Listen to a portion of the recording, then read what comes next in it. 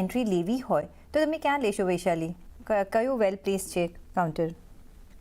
I think Bajaj auto ઘણા સમયથી was just lagging behind, અત્યારના એક ટ્રેન્ડમાં આવી ચૂક્યું છે. સો બજાજ ઓટો મને અત્યારના હજી બી સારું લાગે છે.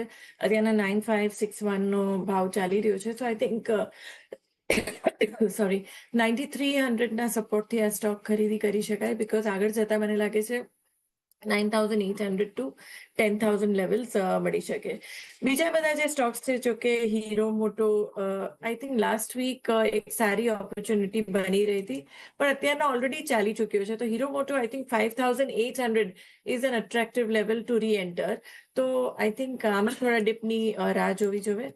વેરેઝ બીજા બધા સ્ટોક્સ છે, જેમ કે આપણે ટીવીએસ મોટર્સની વાત કરીએ કે મારુતિની વાત કરીએ, ઓલરેડી સારું એવું રનઅપ આવ્યું છે. ઇવન અશોક લેલેન્ડ જોશો તો સારું રનઅપ આવ્યું છે. તો અત્યારના આ લેવલ્સમાં મને નથી લાગતું કે એન્ટ્રી મારવી જોઈએ. Wait for a day.